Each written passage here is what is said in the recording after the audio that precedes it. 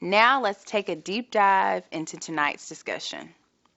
100 years after ratification of the 19th Amendment, the ability of women to effectively exercise the right to vote is far from guaranteed.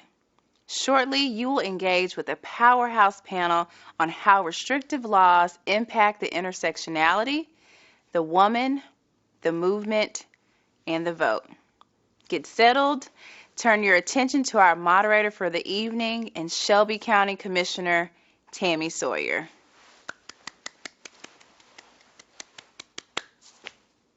I am so excited, one, to have just received the Disruptor of Change Award.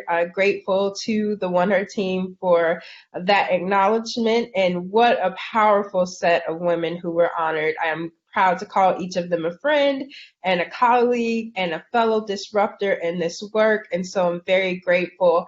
And thank you so much to this entire weekend and what you're doing. I also, just want to say, as our dear Josie Wurzburg just shared, it's so important that we do engage in this upcoming election. For better or worse, this is going to be one of the most important outcomes of our lifetime. And while it's unfortunate that women continue to have the burden of putting things back together, and especially women of color, we should continue to engage. And I know just by all of y'all being here that you are some of the most engaged people that are already planning to vote, have your plan to take your 5 to 10 friends and get other people to vote, and you're going to do it safely with a mask, because we don't want to be in Walter Reed.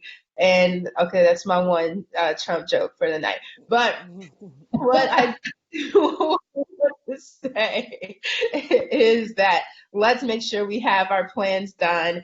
Let's make sure we get out to vote. It's going to be so important that we eclipse, as Marquita Bradshaw shared, who is on the ballot to be, she's the first woman of color nominated to be a senator representing the state of Tennessee, and she is on the ballot right now. Send an email this week. 25% anticipated turnout in Tennessee, y'all. 25%. And so with events like this, by calling our 5 friends, by texting our entire phone book, making sure if you got to give somebody a ride where they're riding your back seat, whatever you have to do, let's make sure that we do it so that we can get folks out to vote. So moving on from there, that's our vote and soapbox. We're here to talk about intersectionality in this movement of electoral justice, racial justice, women's justice, and I'm so excited for these powerful women who are with us today. First, let's send our love to my friend Shahida Jones, who is under the weather and unable to be with us today. So just send your healing thoughts and power, full moon, whatever you want to send her way. But we are going to dive in with Anna Blue, Maya Contreras, and Maya Rupert. And I'm going to give each of you an opportunity to introduce yourselves to the folks who are with us today. Anna, you are big on my computer, so I'm going to start with you. If you'll just tell us a little bit about yourself. Well, that's nice. Thank you, and thank you to Wonder and for including me in this. I'm really excited to be here with all of you. Just what an amazing group of women. I'm Anna Blue. I'm the Chief Next Gen Officer at the Female Quotient.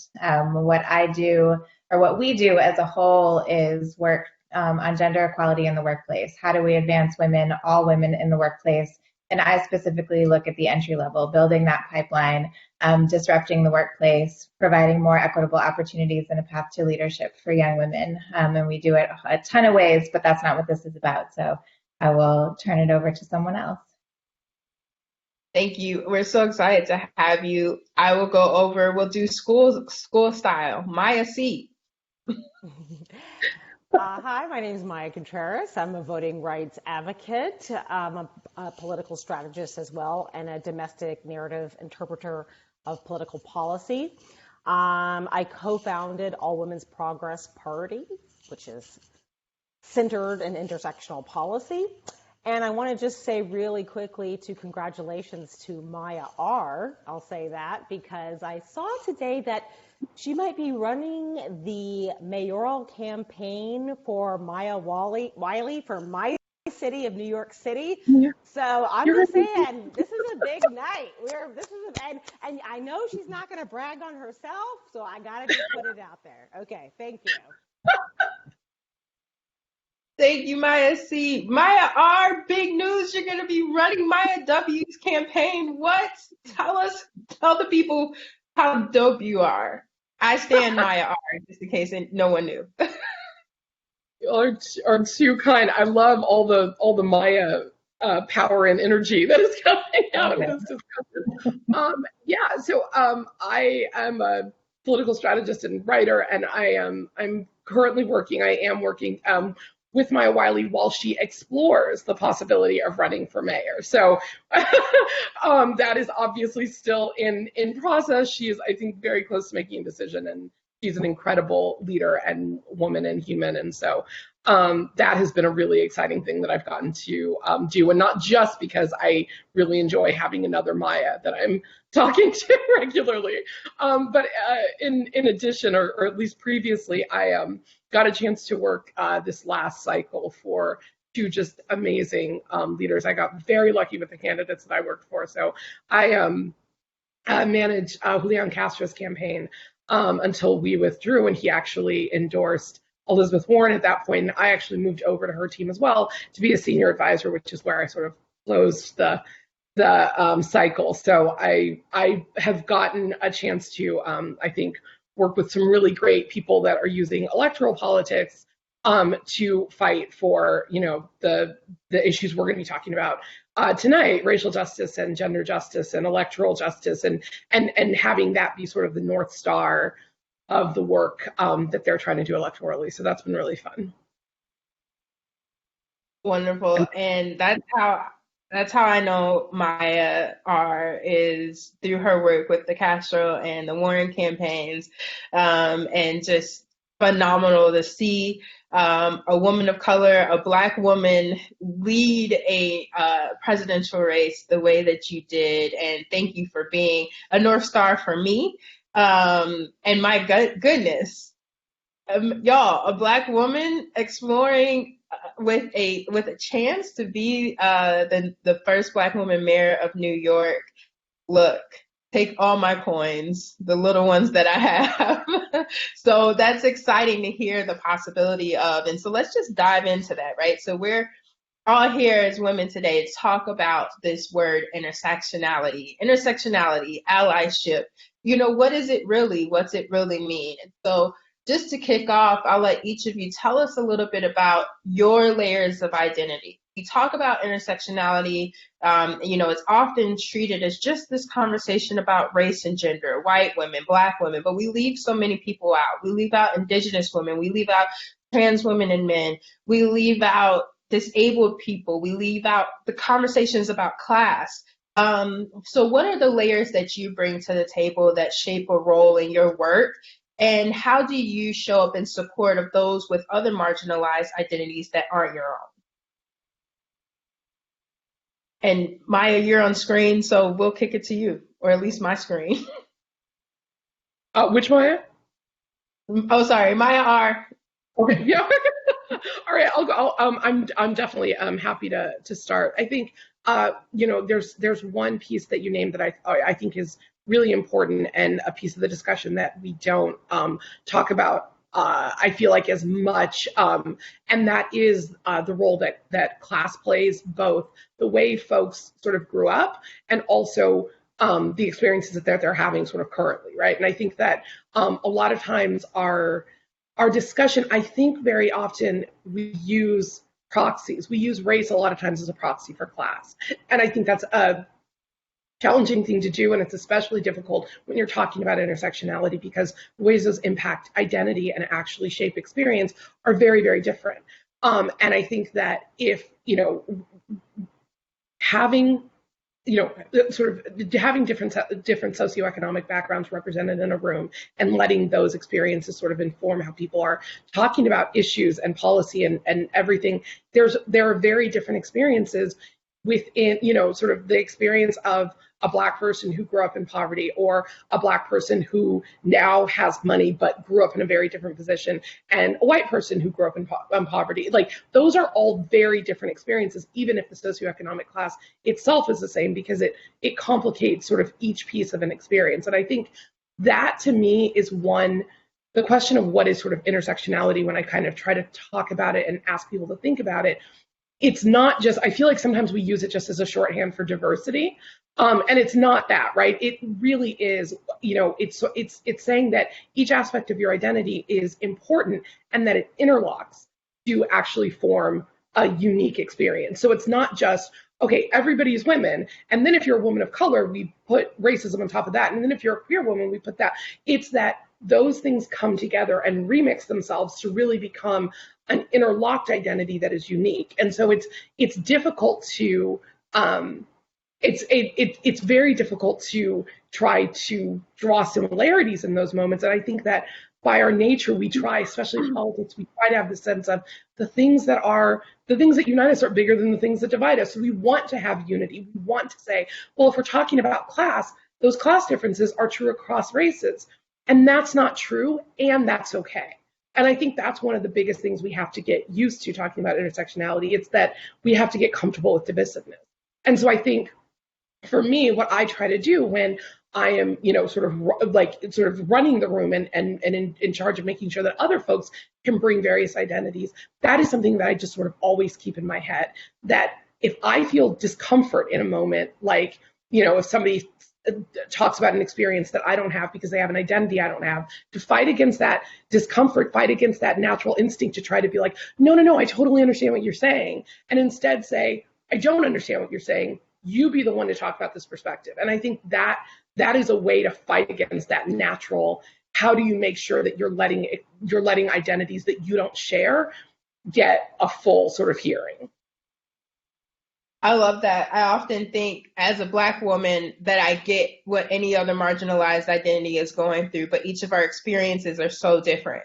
And to your point, it's easy to be like, no, I totally get it. I'm a Black woman. Of course I get what you're talking about. But that's what other people do when they silence me. I should not repeat that moving forward, right? So, Maya C., I know you have a lot of thoughts about this. Do you want to hop in? Sure. I will say that intersectionality, in the way that Kimberly Crenshaw had used it as a legalistic term or an academic term, is really at the center of my work. Because when I'm talking about policy, I'm looking at the ways it's affecting different groups through poverty, environmental issues, and how it's affecting each different group separately. I could give an environmental example or a voting example. I'll use voting since voting is happening right now. So right now, sovereign nations, for Native Americans, you're dealing with rural roads. So you're dealing with how are they going to get their ballots together, collect ballots, bring them into the city. You're dealing with other areas where there's polling closures in mostly Black areas and in poorer areas. So you're having all of these different issues stacked up. A lot of places are still not ADA compliant. They're still not accessible for the disability community. So when we're looking at all of these various things, if you're looking at environmental issues, a lot of people tend to think, oh, the environment, we need to change the carbon issue or this, but really it comes down to stressors that are happening in Black neighborhoods where the water is affecting people, or again on Native lands, or how pollution is affecting people with pre-existing conditions.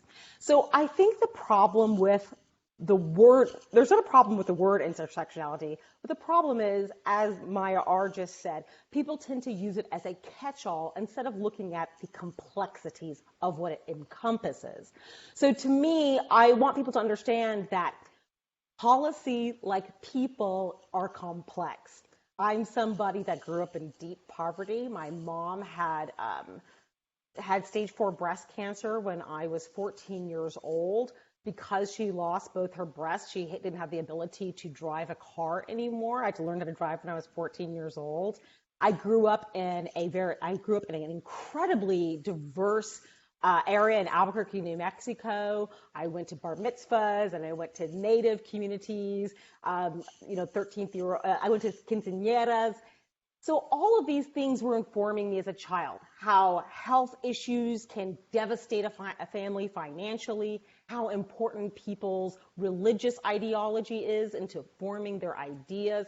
So this is the issue with America. I mean, there's so many issues. But the main issue is that everybody wants to simplify these ideas instead of realizing that for someone like me, I recognize that while I might have a foot into several communities, it doesn't mean that I understand all the nuances of all of those communities. And we need to recognize that. I'm still a light-skinned brown woman. I'm going to have some different experiences. I've experienced colorism when I'm dealing with politics.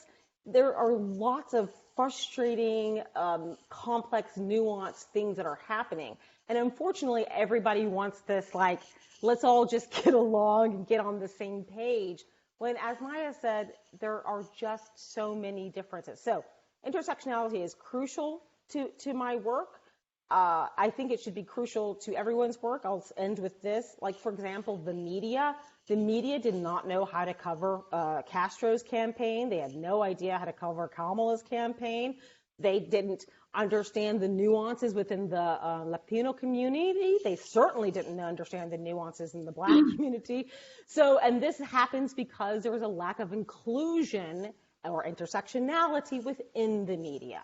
So that's where a lot of my work comes from, is trying to expose the fact that those elements do not exist, and that I'm hoping that they will soon exist.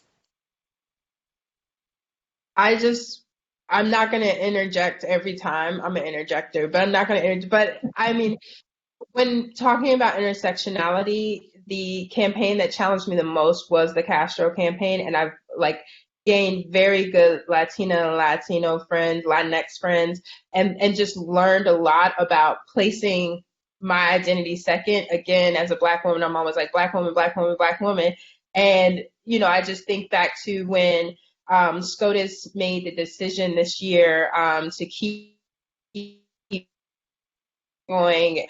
All of my friends, my new friends, were so excited and so proud. And for me, watching that moment, realizing how rich my life had become by adding that layer, that intersectionality, truly having deep relationships with others who just weren't the same as me. And it was, and the media did fail in how they covered it. Okay, I'm done with my interjections. Anna Blue, we're going to you. No, I love your interjections. That's great. To be honest, I think that both Mayas so eloquently covered both the need and necessity, but also the challenges with intersectionality. I mean, especially in politics, I came from my early career was in politics. I worked in youth mobilization for Obama's 2008 campaign, and you want the labels. You want to know what every sort of label of people, how they're thinking, how they're going to vote, who they're supporting, what their ideologies are. Women, white women, Black women, gay women, you want it all. And yet it doesn't give you the full breadth and depth of experience. And so we are a data-driven society. I talk about it a ton with our partners at Female Quotient, who are marketers and retailers, and they're trying to figure out Gen Z, and that's the generation I work with. And Gen Z wants nothing to do with labels. They want nothing to do with, being defined by these words. What they want is that fluidity. And it's not just when it comes to gender. They want fluidity in everything. They don't want to be a Republican or a Democrat. They want to support the issues that they support. And so it is interesting, I think, to just think about what the future is of intersectionality, that it will become hopefully more of what I think the intention behind it is. The intention is to look at different lived experiences, different, exactly what Maya C, you said about all of those different things. Just because you check 4 or 5 boxes, that doesn't represent any part of your life or your childhood or your experience. And what I'm hopeful about in working with young people is that they're going to force us to look at how we sort of datatize and label everything, even from an intersectionality lens. But yeah, other than that, I don't have anything to add to what they both said. I just love the Gen Z shout out because they are leading us on all fronts. I adore Gen Z. They challenge us. They are, I mean, when you said they do not want labels. They're just like, I am. Period.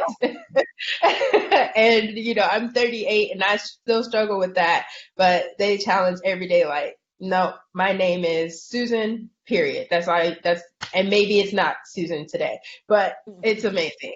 But moving into our next question because I'm still interjecting. But those were just incredible things in what I think setting the stage for we're not here to just round of applause intersectionality. We're going to break this down. And so the next term that I really want to break down is one that I struggle with is the word allyship. Everybody and their mother has a safety pin and an A is for ally. And it can be a harmful word and it can also be a helpful word. Allyship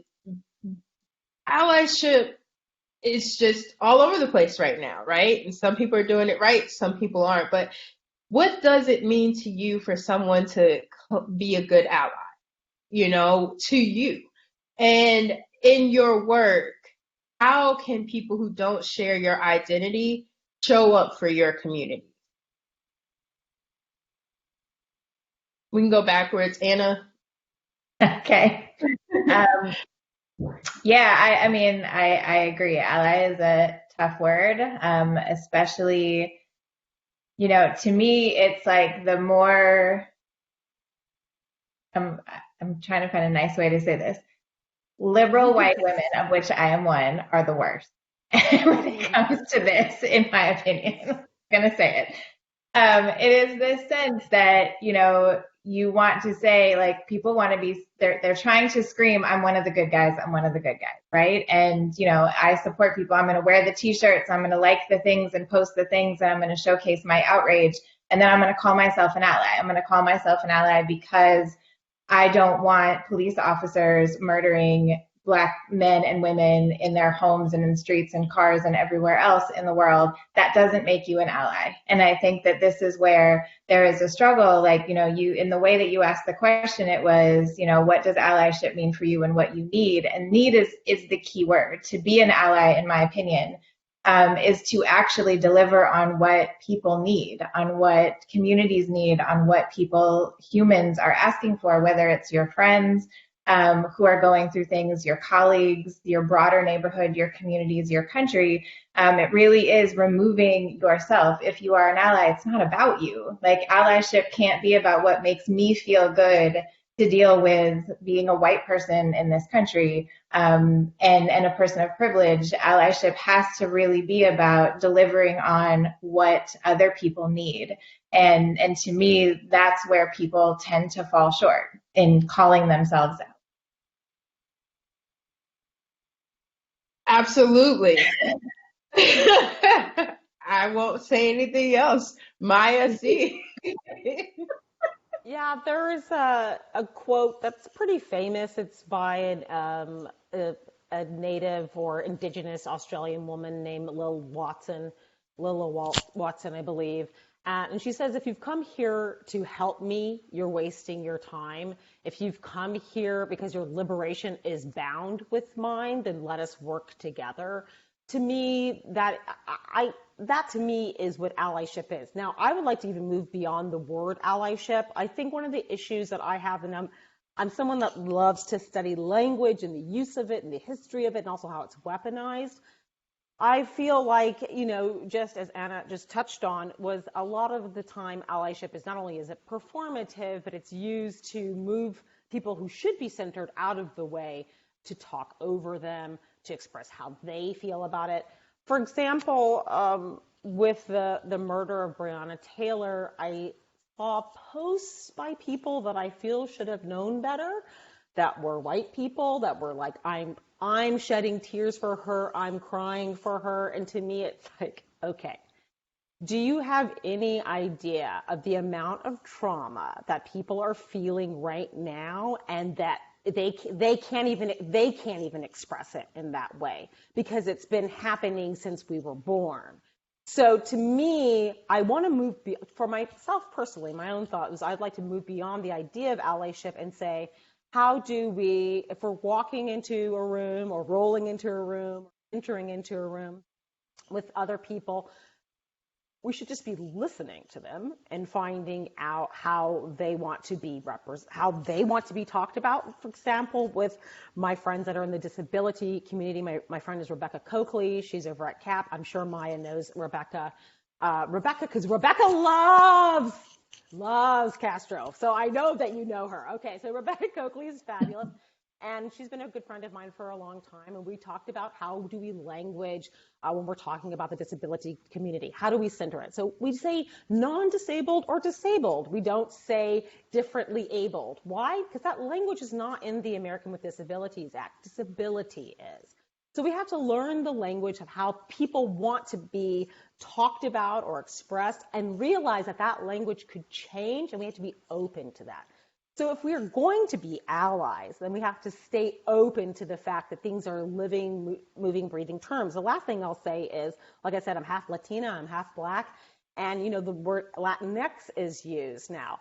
I am a fan of that because I like that it's gender neutral. But I have people that are Cuban or Venezuelan, and they're like, I don't really like it, it's not traditional. And I'm like, I know, but part of that is because it's like Latino has traditionally been a certain way. However, you have to respect the fact that that is still traditional in other places. So you have to kind of struggle with the fact of like, listen, don't disrespect different cultures that feel that they want to keep this, and also respect the fact that other people want to move into new.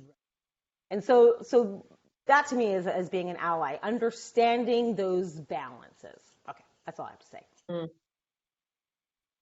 I'll just say that's very much like with Black and African American, right? My parents are not going to start using capital B Black, and we're now like Black, Blackity, Black, don't call me anything else. And also love Rebecca, we're Animal Crossing friends. Maya, you were Maya R? I love it. I love all the love for Rebecca. She's amazing. But no, look, I honestly I would second everything that has been said. The one thing I would add is I think sometimes, especially on social media, the way that we act in allyship it's kind of odd, because a lot of times you get a lot of credit for public allyship. And so that is a lot of times the way people engage in it. You tweet something, you post something on Facebook, you get a lot of people liking it and saying, thank you, I'm so glad you're looking out for this stuff. And especially if you are genuinely somebody who your people are a part of this community, they see that. And I don't want to discount that there's value to it, because there absolutely is. And I know so many people have said, it matters to me so much when I see that on my page, because I know that I have the right people in my life. That I think there is value to public allyship. But one place that I don't think we talk about enough is it's the stuff you do in private. It's going to feel much, much less, there's something really cathartic about someone saying something awful about a community where your people are, and you telling them off on the internet. Like, that feels good. But the way that it would actually be more valuable is if that's somebody in your life, you can go to them in DMs and say, hey, look, you just said this.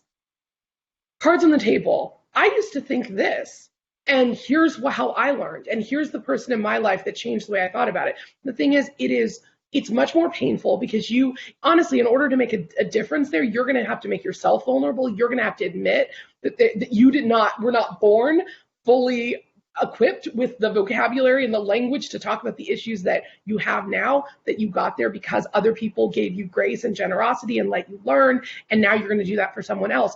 And you're going to do that so that the next person in that community doesn't have to do that work. And you're doing it quietly, and you're doing it without fanfare, and you're doing it in a way that might actually stick with them. Because if you do it in public, no one's mind is getting changed. Everyone's just going to argue the point. you actually have a chance to fix something going behind the scenes. And that's, I think, that is so much what we talk about when people say, like, get your people. It's that it's not everyone in your community you have a responsibility for, but everyone in your community you have access to that someone outside of that community doesn't have. And so using that is such a powerful tool of allyship, and one that I think sometimes, understandably, is not our first. It's not our first step, because in some ways you almost feel like you're betraying your values. Like if you go to someone and you're like, yeah, I used to think this, you feel like you're being an apologist or you're making what they said okay. And you're not. What you're trying to do is reach them at a level of like, look, everybody has screwed up on this before, and we've learned from it, and it's fixable. You can think this right now, and that is not sort of insurmountable. And so I think sometimes we just have to be willing as allies to own our vulnerability and our process for getting where we are, and being a little more public about that, because those are the moments I think we can actually get people. I agree 100%. And I just want to lift up a few things that you all shared. One, when Maya C referenced Rebecca, she is referencing a leader in the disability community, and has taught me personally, and I know you all as well, so much about intersectionality with disabled people, how people are talking about Joe Biden, how people are even talking about Trump, right? You know, to Maya's point, it's easy to laugh at, you know, either side, because we're staying nonpartisan. Lori will text me if I go into my personal beliefs too much, but y'all know who I am.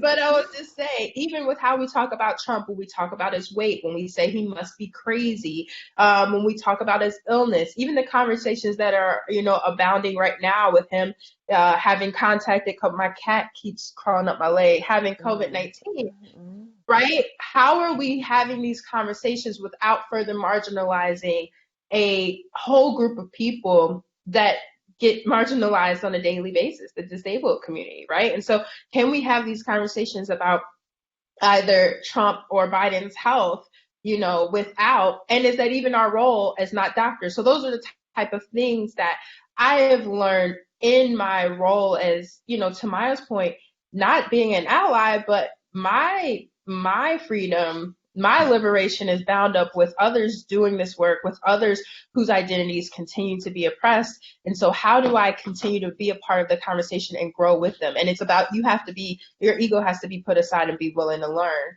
And to the point of learning, we have 10 minutes left, so I'm going to jump to question 4, but I just want our listeners to know that this is the 100th anniversary, the centennial of the Voting Rights Act.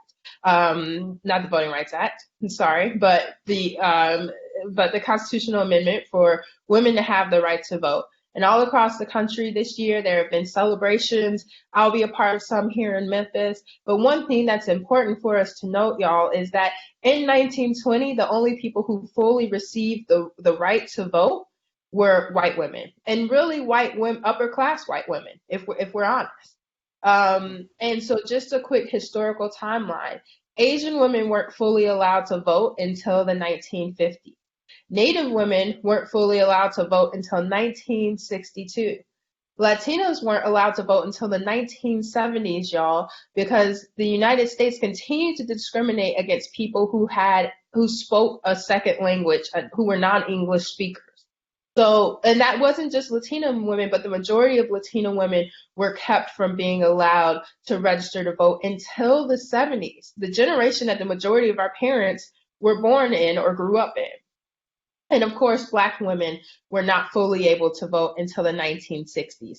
And even when we say fully able to vote, just remember that women of color are still have a strong intersection with mass incarceration, and so are even further disenfranchised and kept from the polls today. Which leads us to our closing question. All that women are faced with right now in our country, with 1 in 3 women, before you even get to any other intersections, are living in poverty today. 1 in 3 are living paycheck to paycheck. So with all that is on the table for women, how do we say within their hierarchy of needs, whether they're dealing with poverty, whether they're dealing with environmental issues, healthcare issues, mass incarceration, lack of access to education and transportation, that the most important thing that you can do this year is vote? How do we say that? How do we justify that? And how do we encourage women with all that they have on their plate to actually go to the polls on November 3rd and believe that that is an important action for them to take? Do you want me to start?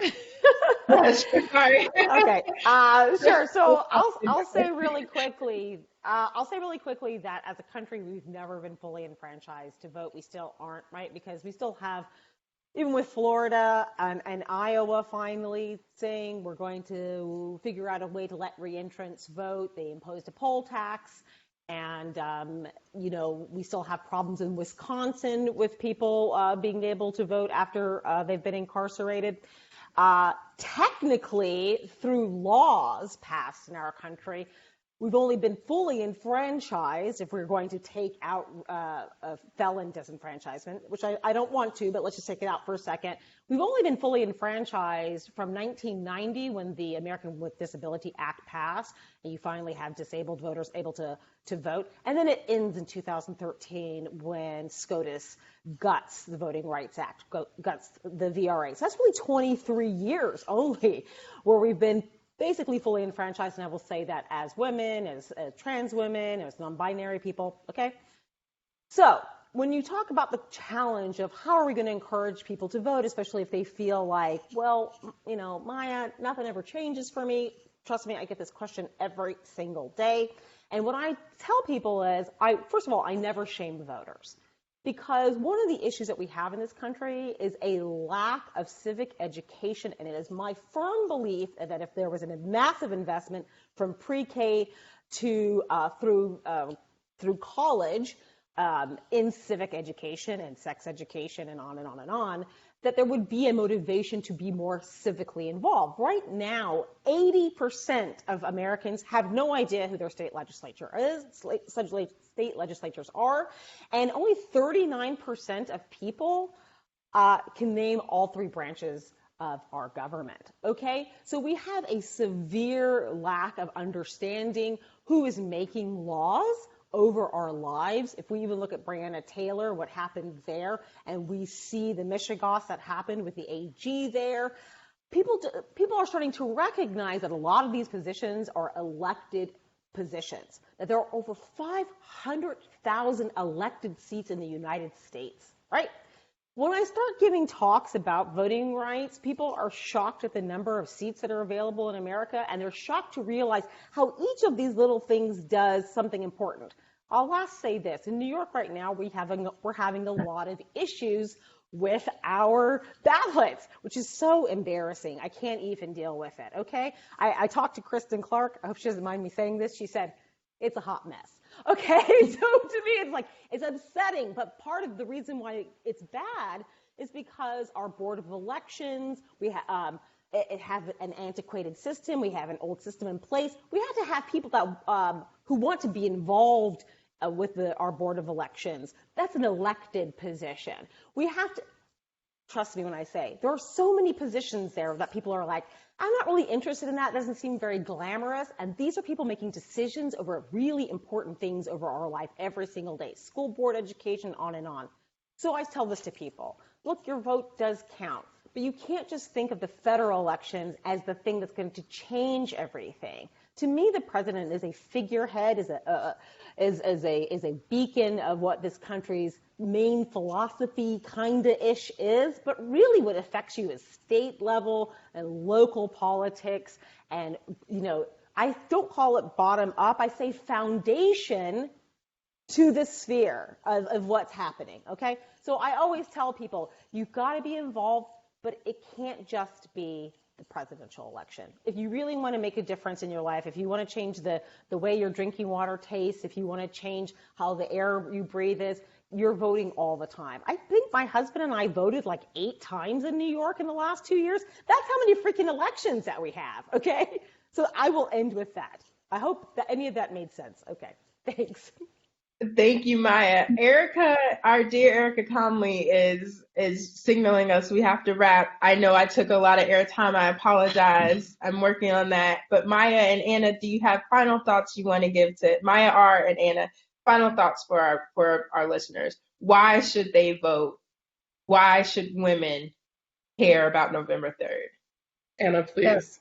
Yeah, I mean, I agree completely that the civic education is huge. Going into this election, it is for every reason that you said. For every reason, it's the fact that women are paycheck to paycheck. Women who are privileged enough to work from home are also homeschooling children or caring for their parents. They're, the burden, this like recession, which now we're calling a she-session because it's hitting women so hard this year. COVID has hit women in such a tragic way because there's no justice for Breonna Taylor. It's because of all of those things that we have to show up. And it's hard. Like I get asked the question from young women all the time, why do I show up to vote when nobody looks like me? Nobody looks like me. They don't come from what I come from. They don't understand my life. They don't understand any of that stuff. And the answer to that is everything that Maya C just said.